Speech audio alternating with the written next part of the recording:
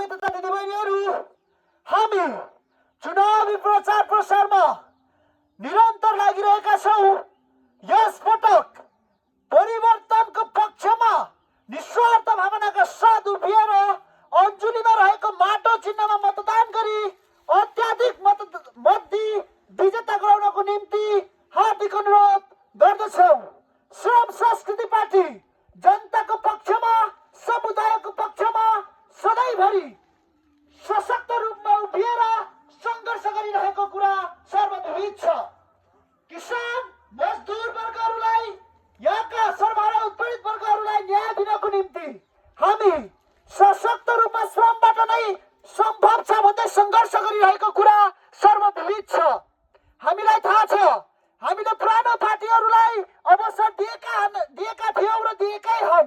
हामीलाई पुरानो पार्टीहरूले भोट माग्न आउने र भोट माग्न आउँदा मात्र घर दैलोमा उपस्थित भई नमस्कार गर्ने जनताहरूलाई र ढाट्ने, छल्ने र उनीहरूले जितिसकेपछि जनतालाई व्यवस्था गर्ने स्थितिहरू हामीले भोग्दै आइरहेका छौँ, बिहोर्दै आइरहेका छौँ। त्यसो भएको कारणले गर्दा श्रम संस्कृति पार्टी परिवर्तनको पक्षमा छ, न्यायको पक्षमा छ, किसानको पक्षमा छ, मजदुरको पक्षमा छ। यहाँ उत्पादन भएको वस्तुहरूलाई किसानहरूसँगै सहजीकरण गरी बजारीकरण गर्नको निम्ति यहाँका समुदायलाई चाहिएको विकास र गाउँ समाज परिवर्तनको निम्ति हामी आज सङ्घर्ष गर्दै तपाईँहरूको घर घरमा उपस्थित भइरहेका छौँ। तपाईँहरूलाई थाहा छ, हिजो हामीले पुरानो पार्टीहरूलाई धेरै अवसर दिएका थियौँ।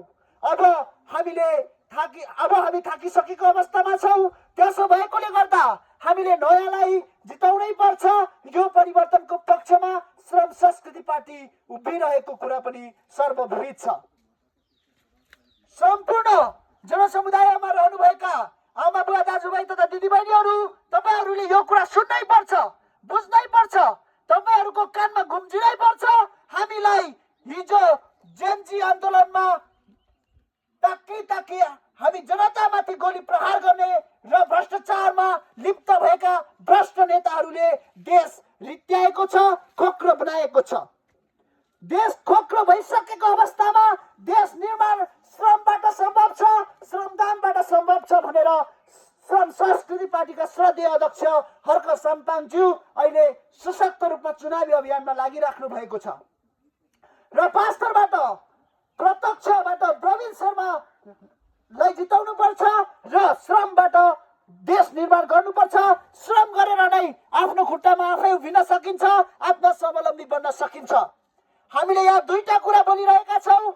श्रम गरेर जीविकापार्जन गर्न सकिन्छ, घाँस बाँस कपास स्वास्थ्य शिक्षा प्राप्त गर्न सकिन्छ र श्रमदानबाट देश निर्माण गर्न सकिन्छ। हामी सदैव श्रमदान गर्नुपर्छ भन्ने होइन।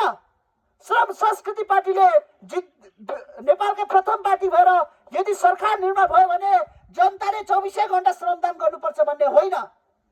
जनताले एक हप्तामा एक दिन राष्ट्रिय निर्माणमा जुट्नुपर्छ र उठ्नुपर्छ र देश समृद्धिको बाटोमा लैजानुपर्छ भन्ने उद्देश्य हो। श्रमबाट देश निर्माण हुन सम्भव छ। अमेरिका, अस्ट्रेलिया, जापान, कोरियाको इतिहासलाई हामी सहजै रूपमा इन्टरनेटतिर खोजेर हेर्न सकिन्छ। एकपटक अध्ययन गर्नुहोस्। श्रमले नै देश निर्माण भएको आदिकांश हामी देख्न सक्छौँ। कम्प्युटर चलाउँदा पनि हामीले कम्प्युटरलाई काम गर्न लगाउने निर्देशन दिनुपर्छ अनि मात्र काम गर्दछ। त्यसो भएकोले गर्दा त्यो पनि एउटा श्रम हो। एउटा एक्सकाभेटर चलाउँदा पनि एउटा मान्छेले त्यो मेसिनलाई काम अराउँछ र त्यो अनुसार त्यो मेसिनले काम गरिरहेको हुन्छ। त्यसो भएकोले गर्दा हरेक ठाउँमा श्रम आवश्यक छ। त्यसैको कारणले गर्दा श्रमबाट देश निर्माण गर्नको लागि एकपटक परिवर्तनको पक्षमा उभिएर श्रम संस्कृति पार्टीलाई विजेता गराउनको निम्ति सम्पूर्णमा हार्दिक अनुरोध गर्दछु। हामी अब उठ्ने बेला भयो, जुट्ने बेला भयो। सम्पूर्ण जनसमुदायहरू अब हामी उठ्नुपर्छ, जुट्नुपर्छ र एकबद्ध भएर देश निर्माणमा अघि बढ्नुपर्छ। समृद्ध नेपाल, खुसी नेपाली, सुखी नेपालीको निम्ति हामी अब हाम्रा आउँदा पुस्ताहरूको भविष्यलाई निर्माण गर्नको लागि, भोलि आउने पुस्ताहरूलाई हामी एउटा सुन्दर नेपाल हस्तान्तरण गर्नको लागि पनि श्रम संस्कृतिमा मतदान गरी श्रम संस्कृति पार्टीलाई पार्टी बनाउनु पर्छ। एउटा कुरा माथिबाट पुराना पार्टीहरूका एउटा सोच, एउटा गलत प्रविधि यस्तो छ, तपाईहरूले कान खोलेर सुन्नै पर्छ। एउटा यस्तो प्रविधि पुराना पार्टीहरूले यस्तो सञ्जाल फिजाएको छ जुन सञ्जालबाट भ्रष्टाचारमा लिप्त भएका गाउँघरमा साना साना आएका बजेटहरू पनि समितिमा बसेर चाहिँ आफ्नै कार्यकर्ताहरूलाई समितिमा राखेर चाहिँ उनीहरूले त्यो पर्सेन्टेजको रूपमा वितरण गरिरहेको कुरा हामीले सुन्दै आएका छौँ, देख्दै आएका छौँ। त्यसो भएको कारणले गर्दाखेरि अब हामी पुरानोलाई होइन नयाँलाई जिताउँछौँ र श्रम संस्कृति पार्टीलाई जिताए मात्र देश समृद्धको बाटोमा जान्छ भन्ने हामी विश्वासका साथ हामी चुनावी प्रचार प्रसारमा यसरी घर दैलो अभियान गरिरहेका छौँ। माथिबाट लाखौँ बजेट गाउँघरतिर आउँछ। सुन्नुहोस् सबैले कान खोलेर, घरभित्र हुनुहुन्छ भने पनि बाहिर निस्केर मजासँगले सुन्नै पर्ने हुन्छ। माथिबाट लाखौँ बजेट गाउँघरतिर आउँछ। नेताहरूले कार्यकर्ता मात्र पाल्ने, जनताले के पाउँछ? माथिबाट लाखौँ बजेट गाउँघरतिर आउँछ। नेताहरूले कार्यकर्ता मात्र पाल्ने, जनताले के पाउँछ? महँगी र बेरोजगारले, सुन्नुहोस् है, महँगी र बेरोजगारले सीमा नागिसक्यो। देशको युवा सारा विदेश लागिसक्यो। मर्दाखेरि गाउँघरमा मल्लामी पाउँदैन। यहाँका किसानहरूले आज बिहान खाएर भरे बेलुका के खाने भन्ने चिन्ता छ, पीडा छ। देशमा हाम्रो युवा जनशक्तिहरूलाई प्रयोग गरिरहेको छ, बेचिरहेको छ सस्तो श्रममा। यो कुरा हामीले बुझ्नुपर्छ, चिन्नुपर्छ। अब नचिने कहिले चिन्ने, अब नबुझे कहिले बुझ्ने बेला आएको छ। त्यसो भएकोले गर्दा हामी युवाहरूलाई सस्तो श्रममा बेचिरहने यी दलाल नेताहरूलाई हामी गाउँ गाउँदेखि बहिष्कार गर्दै अब हामी सशक्त रूपमा श्रम संस्कृति पार्टीबाट देश निर्माण गर्नको लागि एकबद्ध भएर अगाडि बढ्नेछौँ।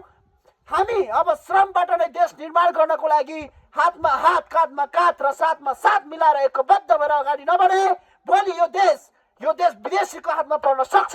यहाँका किसानहरूलाई अन्याय गर्न सक्छन्। यहाँका गरिब उत्पीडित वर्गहरूलाई दमन शोषण गर्न सक्छन्। आवाजविहीन जनताहरूलाई अन्यायमा पर्दा न्याय दिन सक्दैन। अन्यायमा परेका जनतालाई थिचोमिचो गरेर अन्यायमै राख्न सक्छ। त्यसो भएकोले गर्दा आवाजविहीन जनताको पनि आवाज बन्नको लागि श्रम संस्कृति पार्टी तपाईँहरूको समुदायमा, तपाईँहरूको गाउँघरमा हामी यसरी घर दैलो कार्यक्रम लिएर उपस्थित भएका छौँ। त्यसो भएकोले गर्दा श्रम संस्कृति पार्टीलाई अन्जुलीमा रहेको माटो चुनाव चिन्ह रहेको छ, त्यहाँ मतदान गरी बहुमतले विजेता गराउनको निम्ति सम्पूर्ण जनसमुदायमा रहनुभएका आमा बुवा दाजुभाइ तथा दिदीबहिनीहरूलाई म हार्दिक अनुरोध गर्दै जय श्रमदान, जय श्रम संस्कृति, जय माटो, जय देश।